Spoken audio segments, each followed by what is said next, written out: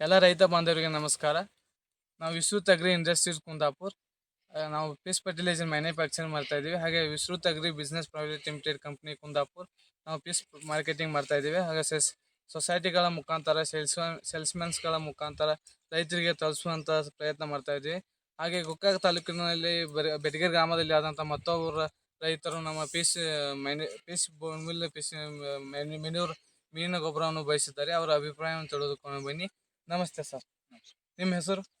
ಬೀರಪ್ಪ ಯಲ್ಲಪ್ಪ ಬಾನ್ಸಿ, ಯಾವ ಊರು, ಯಾವ ತಾಲೂಕು? ಗೋಕಾಕ್ ತಾಲೂಕ, ಬೆಳಗಾವಿ ಜಿಲ್ಲೆ, ಬೆಟಗೇರಿ ಗ್ರಾಮ. ನಮ್ಮ ಮೀನು ಗೊಬ್ಬರ ಬಯಸಿದಿಂದ ಏನೇನು ಉಪಯೋಗ ಆಗೈತಿ?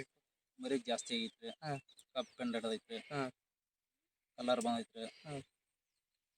ಚಲೋ ಐತ್ರಿ. ಮೊದಲು ಮರಿ ಎಷ್ಟು ಹೊಡಿತೈತ್ರಿ, ಈಗ ಎಷ್ಟು ಹೊಡೆದೈತ್ರಿ? ಮೊದಲ 5-6 ಬರ್ತೈತ್ರಿ, ಹಾಂ. ಈಗ ಒಂದು 10, 15, ಹಾಂ. 18 ಹಾಂ. ಹಿಂಗೆ ಅದು ಐತ್ರಿ.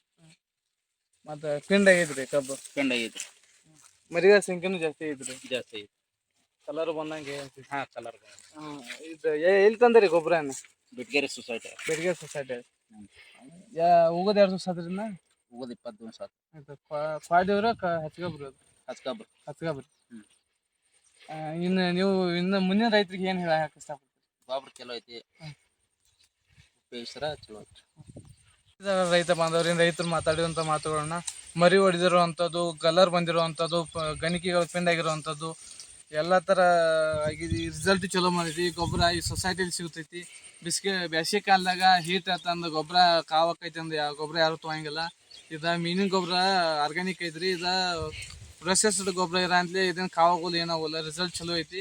ಹಾಗೆ ಎಲ್ಲರೂ ಬಯಸಿ ಅಂತ ಹೇಳ್ತಾ, ನೀವು ಸರ್ ಈಗ ಮುಂದೆ ಎಲ್ಲ ಹೊಲಗಳಿಗೆ ಮೀನು ಗೊಬ್ಬರ ಬಯಸಿ ಅಂತ ಹೇಳ್ತಾ, ಮುಂದೆ ನಿಮ್ಮ ಪರಿಚಯದ ಜನಕ್ಕೆ ಎಲ್ಲ ಹೇಳಿ ಅಂತ ಹೇಳ್ತೀರಿ.